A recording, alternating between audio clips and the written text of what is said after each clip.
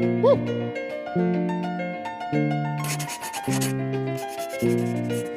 Tesila puteme senye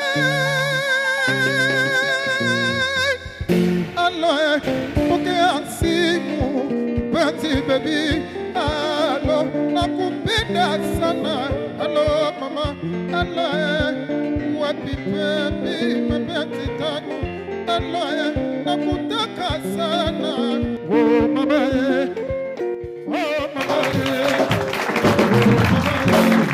Oh, Maze. Zege Delonger and the Fusion Music Star is our new special way of opening the show in style. A big tune that one is. Your song in it was Shika Simu. So many people have been asking about that. Many thanks to you for joining us for yet another classic episode of the show. And every time this show comes, you donate half an hour of your precious life to watch what we have for you. That means love, Mazi. Also, special thanks to the notification gang. Your feedback is how we grow on this show. Asanteni sana. Alafu sasa tukiingia ndani, this week Mama Aida Odinga made a comment about the growing number of churches, and boom, Kenyans were divided again. And for this reason, we sought our favorite pastors on the show. One of them is probably the coolest grandfather, sometimes confused for the devil's advocate, but he has been praised in some circles as Mr. Tell It All. Our other guest is arguably Kenya's favorite youth pastor. Ye pia hawekangi watu, but he has a very special way pia ya kudeliver the gospel. The first duo in the history of the Wicked Edition to rewind and come back selector. Pastor Man Kush and Apostle Mr. T are in the house.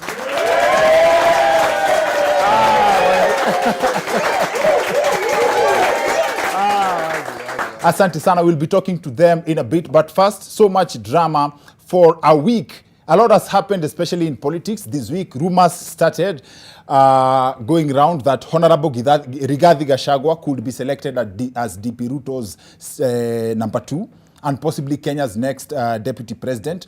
Alafu rumor haijapoa, hater fulani akarelease ati ndio the official portrait of Kenya's next deputy president. Mazo acheni hizo. I know how it feels when haters choose a doppelganger for you. Mazo yule msee alisema ati huyu ni mimi. Please. Mazo, the earthquake pia has also continued to spread across the country, and during this speech by ANC leader Musalia Mudavadi, I noticed two things.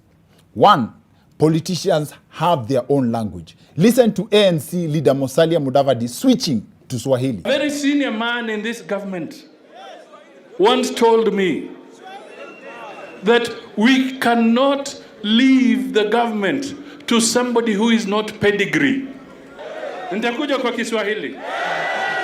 Nataka niulize, if we have pedigree in this country when it comes to politics, then who are the mongrels? Sasa wapi Kiswahili hapo mazi? Nitakuja kwa Kiswahili. Nataka niulize, if we have pedigree in this country when it comes to politics, then who are the mongrels? Mazi, ama hapo madividi alikuwa anamaanisha Kiswahili by the political definition. Wacha sasa ni wapige Kiswahili. Kiswahili imeenda shule. Unajua Wakenya wanasikia tu ni pedigree. For those who don't know, pedigree is another way ya kusema dynasty. Another thing that caught my attention is how long Mudavadi pauses between statements. A very senior man in this government once told me that we cannot leave the government to somebody who is not pedigree.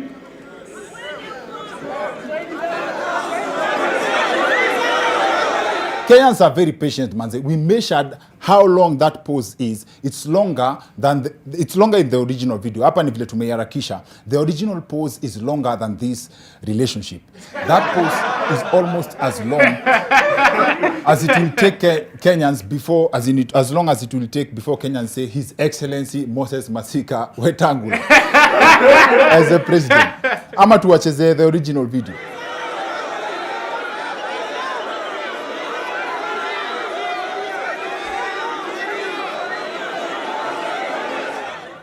Yes, Mike. Wacha clip iendelee kwa background. Tuendelee na show. Mudavadi akiendelea na speech, nitastop amalize. Fun fact, Mudavadi anaitwa, in real sense alikuwa anafaa kuitwa Vadi, but sababu ya ile muda you take kabla kuendelea kuongea anaitwa Mudavadi. Now, moving on, after the courts found him guilty of a conspiracy to defraud NSSF of 1.2 billion shillings, former NSSF financial manager Mr. Francis Muturi has been sentenced to 14 years in prison or pay a fine of 2.4 billion shillings. Now, for argument's sake, if the guy has 2.4 billion shillings, should he pay the fine or be patient for 14 years to enjoy his 2.4 billion shillings after? Think about it. How many people get the chance or the opportunity to become billionaires in 14 years? Just do the math. What is 14 years? That's like 2 full speeches za Mudavadi, if you include the process. And just like that, boom, 2.4 billion. Do the math. Kama umse akona hiyo do, alafa amwe kufungwa, he will be making around 470,000 shillings per day. To put this into perspective, in jail, this guy will be earning more than the president. To good news now, following the announcement that private hospitals will not be accepting NHIF cover, after negotiations, Health CAS Mercy Mwangangi announced a temporary reprieve and patients will continue using the cover till the end of March this year. So in layman's language, if you are covered by NHIF, you have a window of exactly 2 months to fall sick, after which you'll only be covered by the blood. Now, it has been an interesting week for healthcare because Siaya Governor Colonel Rasanga was also on the spot this week after he announced that among other essential services, Siaya residents would also be denied medical services if they have not registered as voters. That's quite a paradox. Siaya residents will be denied access to healthcare for not producing the document that has been blamed for poor healthcare. The governor has decided to make voting a matter of life and death. But for real though, what if someone dies? Oh, I keep forgetting, Mazi. Wanasemanga in this country, haters wanasemanga in this country, you can still vote when you're dead. Now, that's not to mean that our politicians cannot be doctors. Listen to Duale threatening to perform a surgery. We can dissect Raila Odinga on a table in a theater and explain to you each part of his body. Who doesn't know Baba's body parts? Kichwa yake ni Orengo, roho yake ni Joho, tumbo yake ni Atuli. Huko kwingine ni Junet. But well, that's politics for you. Moving on, should churches be regulated in terms of numbers or not? Should there be a qualification or standard set to be a pastor? That has been one of the biggest debate this week. Goja. Mike, Mudavadi amemaliza kupost.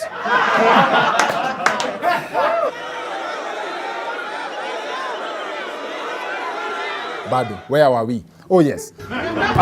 You do agree, do you agree with Mama Ida on her position, on her earlier position about churches kufungwa, zifungwe, ziongezeke, zisiongezeke? Of course, Mama Ida later apologized for the discomfort it caused after aligundua amechokoza watu wa baba.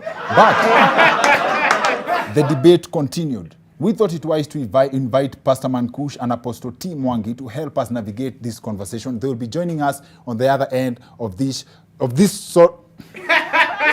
They'll be joining us on the other end of this short commercial break. See you. Nambo Mudavadi anaenda kusema kitu.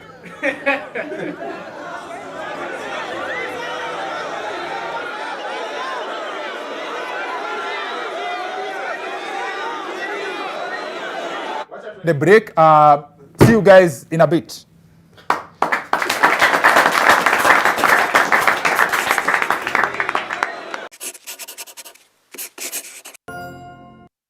Yo, welcome back to the weekend edition. Maze, I'm Dr. Kingori. Karibuni sana. Hiyo conversation ya church ndio subject ya show yetu ya leo, and we brought our favorite peoples, our favorite men of God on the show. Combination ya kwanza tumeirudisha in the history of the weekend edition. Apostle Mr. T Mwangi and Man Kush in the house.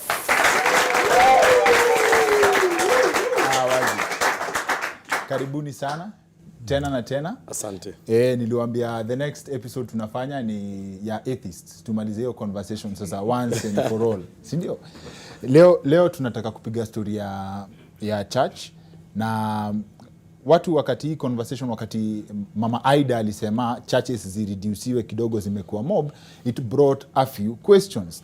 Na inamaanisha kwanza watu walikuwa na compare na Rwanda, ati Rwanda had a crackdown on churches, wakasema lazima watu wa qualify in theology ndio mtu akuwe qualified kufungua church. So inamaanisha kuna distinction between calling na hiyo kusomea word ndio uweze kufunza watu, which begs the question ya kitu maybe naweza penda kwanza nayo ni kujua mtu amekoliwa, like tuseme kama speaking in tongues, and this I believe you guys can respond to nyinyi wote. Mtu ajuaje huyu ana speak in tongues for real ama mtu anaongea kikisi in reverse? Najua muuliza swali mob by the way hapo. Twende. Maybe kurespond, nilisikiza hiyo tape ya Aida, Mama Yes. Aida. Yes. Kwa sababu ni sensitive matter, na akiwa leader before asome kitu ama speech wanakuanga wameconsider anasema. Na nikaangalia ni wapi aliongelelea hiyo speech. Ilikuwa ni book launch ya a professor who's a pastor and an intellect. So kwa hiyo launch ndo alisema ni aje, mimi nikiweka phone yangu nianze tu kuangalia, naona machurch kila mahali ni mob. Akasema watu kama wewe wanaweza saidia na NCCK kuona vile tunaweza control churches because of the mushrooming numbers of churches. Junifiti kuyaka in context so that tusirushe mawe the opposite direction na to force asemektoa kusema. And so the first thing alisema ilikuwa very powerful. Kuna institutions ambazo zinafaa kugovern church, NCCK. Na kitu ya pili alisuggest ni story ya training. Alafu kitu ya tatu yenye mimi naweza kosoa ni vile alisema there are so many small churches consecrated in one area. Sasa hiyo nikiangalia biblically ni ati every vision begins as a small thing. So hatuwezi sema hii ni small because impact ya ministry haikui weighed by the number of people, inakuanga weighed by the number of lives that are transformed. So the moment watu wako trained and they are not called, you produce intellectuals. But the moment people are called and they are not trained, again we produce incompetent people. So we need the call and the training, but the calling is more important than the training. Okay, so lazima uitwe kwanza. Lazima uitwe. Sawa sawa. Yes. Kush, ungependa kuongeza kitu hapo lakini sasa mnacheka nini? Nitaanza chini kidogo juu my good friend Pastor T ameanza juu kidogo. Yes. Wacha niteremke kidogo kwa sababu ya the untrained ones. Yes. Brother, kingoli kama huna ng'ombe, hakuna haja ya kwenda mkutano ya mnanda.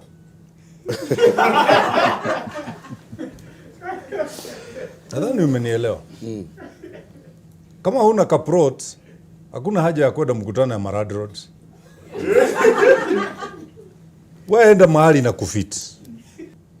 I don't know whether it is good, but it is right kama vile T amesema. Wakati unafungua mdomo wako kuongea habari ya church, don't look at the quantity of the members, because God is looking at the quality of the hearts. Na church inaanza sio na watu wawili, ni watatu. Where 3 are gathered. 3. Tangu nilipaka hapa nimesikia jamaa moja hapa akisema ati kanisa ingine iko na watu 6, nikasema si hata hizo zinafaa kuwa 2.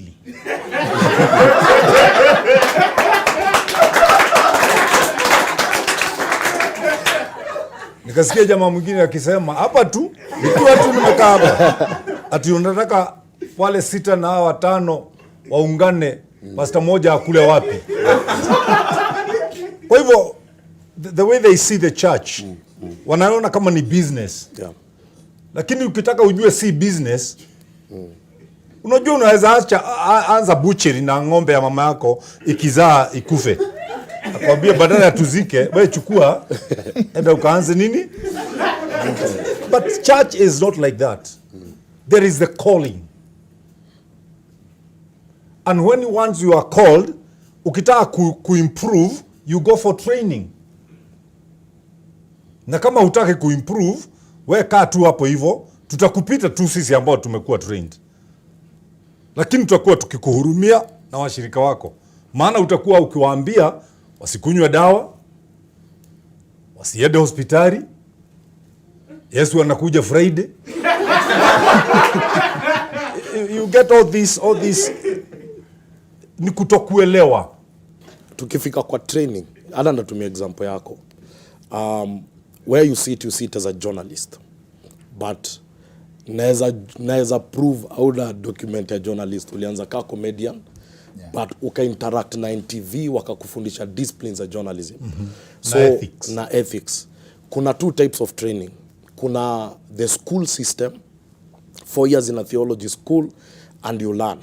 And then sasa kuna what I might call ile ingine sasa you walk with a man of God and you learn first hand ministry.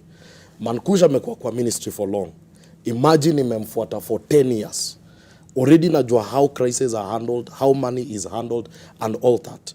And the problem in Kenya, which even Wakenya wame raise, it is not the problem of churches, ni problem ya kuna churches zinainuka na zinaanza ku-abuse watu. The underlying problem pia ni watu wana feel we give but our money is not accounted for. Theology does not teach management. Theology teaches Bible. Management is a different course. So pali gava inakuja kidogo na feel hapana, ni wakati tuna standardize, tunasema theology lazima kila pasi akuwe amepitia theology. Every denomination inakuanga na theology yao.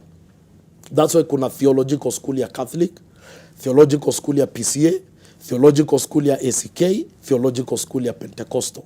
So ideally, pia hawa wengine, this is how they train their ministers to carry after them. So I believe training is happening rapidly. But ni what I may call unconventional and all that. Okay. Na tukiongea story ya gava kuregulate Kengori. Okay. Gava ilianza kuregulate church kitambo sana. By the way, kutoka 2014, portal ya kuregister church ilifungwa. 2014, akuja kuwa na any registered church. Na ni church pekee, si mosque. Church pekee. So zinatokea sasa ni illegal. Temple, zile ziko, sasa hapo ndo utaanza kuelewa. Mimi niko Limuru, niko na Life Church. Saizi msee akapata calling, haizi register. Ni mimi nimpatie blessing, aende anze under what I call my cover. So, mina pastor under Life Church. So, he has to open another Life Church wherever he is. So, ideally, two things can happen. Atakuwa manipulated kufall under the vision of what I have. Because the portal was closed. Professor Gedhu Muigai alitoa proposal enye ilikuwa adopted Rwanda. Na akasema ndio hii ya kuregulate church. So, that's why watu wakiangalia whatever Mam Ida alisema, the government knows what it's saying. Gava iko na document inangoja tu kuapproviwa. It is written, it is not a suggestion, ilishelviwa tu juu church ilizusha. So ni ile kaa kutest waters, to regulate church, bado hakuja kuwa fiti, wacha ikae. But the document is there prepared by Gedhu na iko hapo inasema anyone facilitating a church must have a theological background. Na ujue mimi niko na certificates za theology, higher diploma and psychology, and I don't use them in church. Okay. Interesting. Hata pia interesting insights pia kwako pia Mr. T. Thank you for that information. Ukisema churches hazijakuwa zikiregister since 2014. Yeah. So niko sure kuna wase tu unawaita memorial fulani tu alichomoka na kanisa yake, which would also explain why kuna maombi ya zijibiwi. Ingia kwa parliament. Kuna wazee wanafanya kazi poa. Na kuna wengine wameenda kusanya zile walitumia wakati wa kampeni. They are together there. Sawa. Kwa hivyo sisi kama kanisa lazima tu regulate parliament.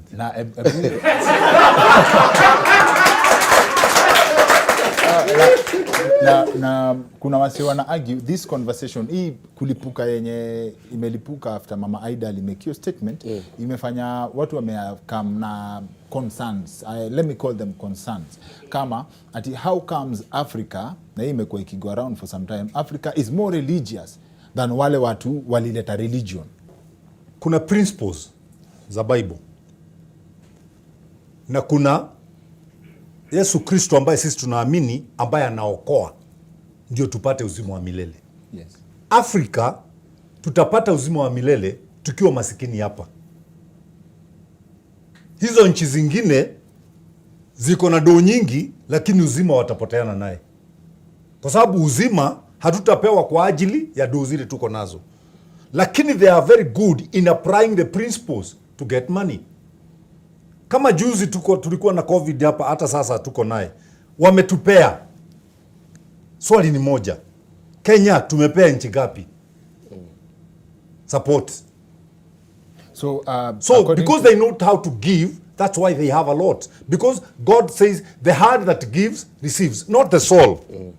What lazima tuelewe pia, kuna spirituality na kuna teachings of scripture. Africans generally we are spiritual, we respond to things from a spiritual level. Alafu kuna teaching ya scripture na kuna application ya scripture. Wakati tunaangalia hizi vitu zote, lazima pia tukuje tujiulize, who defines success? What is success? Between mse akona 14,000 ya kwenda dialysis na mse mwenye akona 10 bob na hanid kwenda dialysis, who's more successful? Is it on economic scale? Is it on social scale? Who defines success? Because majority of the things we have in Africa are for free, and majority of the things we cannot afford, some of them hatazitusaidii. A case example right now, Germany hawezi pata counselor wa psychology for the next 5 years. Depression is killing people. Germany ndo the biggest manufacturers wa Mercedes Benz. Ukiland airport leo Germany, unachukuliwa airport na Mercedes. Sina Mercedes, but mina lala kwa keja, bed ya mabati, deni yangu ni ya fuliza ya chwani. Na mina oversleep. Mse ako Germany, akona sleeping terror, lazima ameze sleeping pills, anaishi kwa 4 bedroom, akona good sanitation, akona good housing, but the things that make life haizi afford. Because inaletwa na God. So what we need to understand is that faith brings what money cannot bring. Shouldn't Christians be more forgiving when attacked? Because kama sahi, when word broke that, oh, this is what has been said about the church, watu walikuwa wamejam. Maze, watu wamejam hata kuliko watu wajaokoka, unashindwa. Why? As in, see, I thought Christians should lead a different kind of life. Well, Christians should forgive. But what are they forgiving? They must mention it. So what they did, ukaichukua kama ni hasira. Walisema vile kulisemwo kanyogwe. Wakasema no, hakata nyongwa. And sasa si wamekul. They are praying. Hakata nyongwa. Kwanza hata wanasema baba tumekataa. Na kama sasa ni huyo alisema hivyo na hajaigia huko Ikuru na akiigia, wako na mambo mengi sana, kwa sababu kama vile Mr. T amesema hapa, wanachukua things negatively. Yes. Many people look at things negatively. Kunao sasa hata unaona vile tunaongea hapa, wako na vitabu wakiangalia makosa ile tunafanya na Mr. T. Ndio waichallenge. Badala ya kusikiza kama hizo vitu sasa tumefundishwa hapa za hali ya juu sana. Za hali ya juu sana. Wote wako na vitabu na simu wameshika hivi, na mtu ameenda dukani akanunua simu ya 50,000 ya kufanya ujiga tu. Ya kutukana. Can you imagine? So not that Christians does not forgive. We forgive so much. Kama juzi siku na mtu ametuita maumbwa, na akaingia kwa social media tu, madogi zimefungiwa tu, na alianza na mimi. Akasema Pastor kulia toka, kiubo kimoja kikatoka. Hai, unaona hiyo clip? I think you have seen it.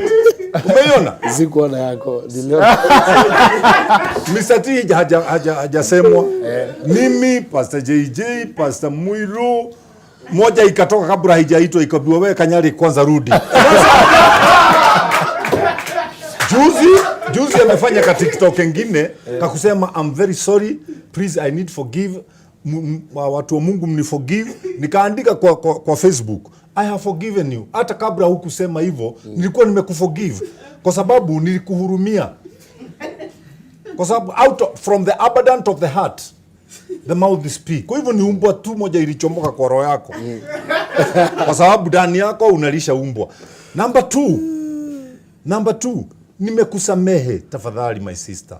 Hata sina mambo na kuhurumia tu, ukuje upelekwe pale hospitali ya macho. Kwa sababu mimi naendaka na miguu miwili. Umbwa inaenda na miguu 4. Na unani confuse na hiyo. It means that your sight uko na shida, uko na problem. No, so we forgive so much. Hata saa nataka ukuje unikosee, uone nikikusamehe. Kitu huwezi fanya ni kunifanya kama vile Biblia inasema ati ukinigoga nikugeuzie hivi. Nitakuunda jamani. Nitakuunda mbaya. Uta flash back to your days of boxing. Yeah. And I have done it 16 years bwana. Ulibox. Mimi sifanyi kazi ya Mungu kwa kukosa ingine. Naifanya kwa sababu ya kuacha ingine. Ulikuwa unatandika walikusamehea. You forgave each other. No, hata saa ukitaka tuchapane kabla hakuna pesa, kama hakuna pesa siwezi pigana. Kwa sababu hata hiyo misati, tulikuwa tunachapana unalipwa. Hata ukichapwa kuna kitu unapeleka home. Wapi makofi ya Mr. T na Kush? Asanteni sana. Hii conversation najua hata nikiuliza swali next haitaisha. So on to the next one. We are looking for atheists. Please volunteer. Kama unajua you can take on Mr. T and Kush. We are planning for that episode. They are ready. We are just waiting for you. We are waiting. Na I hope hamtaokoka before the interview. So we are really hoping, because last time we brought an atheist on the show, tulileta the president of atheists. Yani the president, your president. But watu wengine walikuja kucomplain ati we need sijui atheists, sijui so and so tokeni. We are planning that episode. Otherwise, asanteni sana. See you next week. My name is Dr. Kingori.